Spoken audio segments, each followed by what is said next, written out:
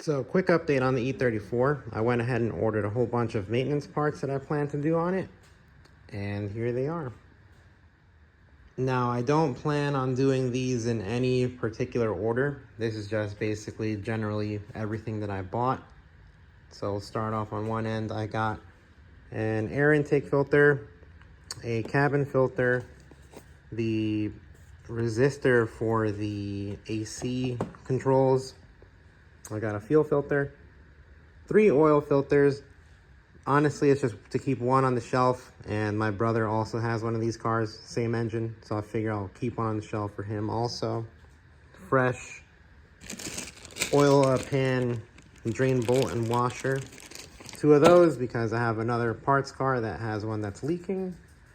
Set of copper spark plugs, just cheap NGK V-Powers. Just enough to take whatever's in there out and replace them. I'm also doing a new serpentine belt tensioner, serpentine belt, AC belt.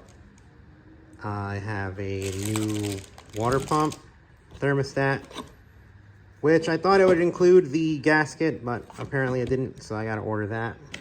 And I'm also changing the thermostat housing to a metal one. Now for engine gaskets, I have a fresh oil pan gasket. Oil filter housing gaskets, again, an extra one because there's more than one of these cars in the fleet. And I've got a valve cover gasket kit with the spark plug seals. And I also picked up these extra grommets just in case the ones that I take off are all dried up, which I've had happen in the past. Now with the oil pan gasket, this will be the 3rd time that I do one. I did one on my brother's car when he cracked his oil pan. We ended up buying a parts car to secure the oil pan off of it. And I actually ended up repairing the old oil pan and putting it back on the parts car. But I didn't record any of it. So when I do it on my personal car, I plan on making a video on how to take apart the whole bottom of the car, remove the subframe, and basically everything you have to do to get one of these front sump M50 pans off and back onto the car. Now for today, my plan is to try to do this resistor and the cabin air filter, which I heard are both a pain in the butt to do. So I'll try to get a few clips of how to do that and show you guys the process. So to start off, the resistor is behind this panel here. So I see there's a Phillips head screw there. I'm gonna go ahead and take that off and then see how much more I have to take off to see the resistor.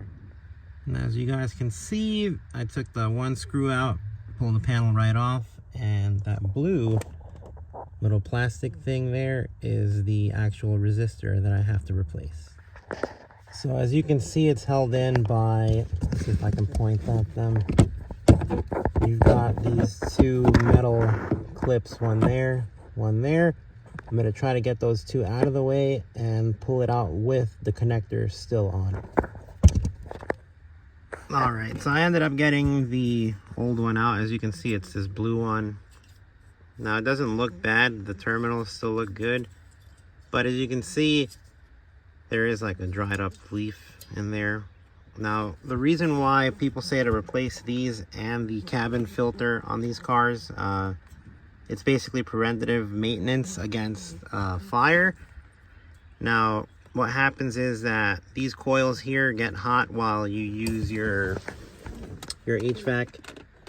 So what happens is when you get all those leaves in there, there's a chance that because of the heat on the little coils, because of the electricity that travels through it, it can start a fire under the dash. And when that happens, well, there's really nothing else you can do about it.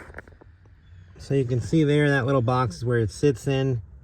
And as you can see behind it, there's a leaf there and looks like a whole bunch of other little trash from the outdoors. So what I'm going to try to do is get my shop vac in there and maybe take apart the other side to change the filter before I put this back together. Now on this side, I'm not sure if I have to take the glove box off or if it's just down here. So I'm just going to start with taking this panel off just to see what I see behind it.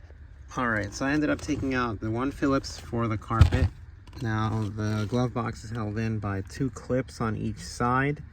Now these go onto the glove box itself there. This I unclipped from this plastic trim piece, which had 1 Phillips on it. And then I had 2 Phillips screws through the back here. And that was it to get the actual duct off. Now it seems like I need to do some Torx screws, like that one up there. And then these 2 that I see right here, and I believe the filter is right behind that. So of course, since I have no idea what I'm doing here, I ended up taking this cover off, which is actually the cover for the evaporator core. That had a total of, what is it, 2, 4, 6 screws, with the longer ones being on top. What I'm gonna do, since I have it open, I'm just gonna vacuum out all that junk. Now the filter is held behind this little door. It kind of sits like this back here. As you can see, 1 screw goes on the bottom there, and you can see all the junk behind it. As you can see, I pulled out the filter.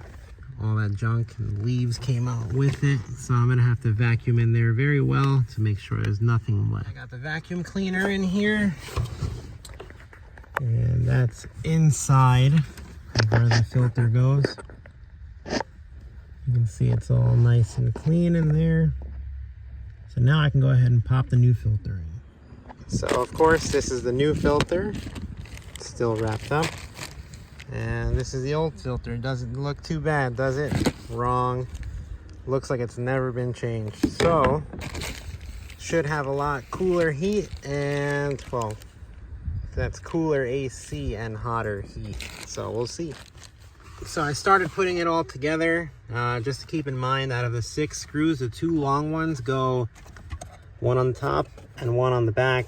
There are about 3 that are hidden back here, or 4, and then these 2 on the bottom.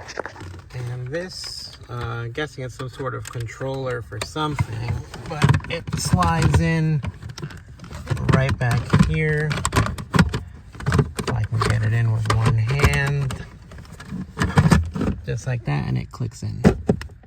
There you go.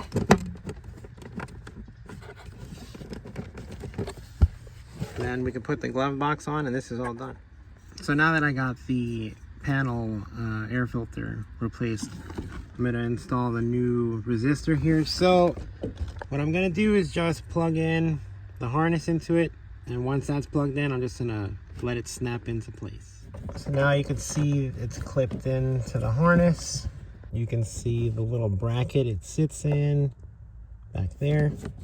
I'll try to do this with 1 hand and get it into place.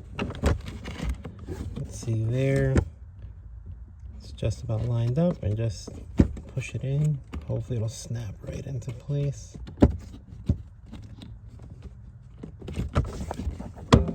And there we go.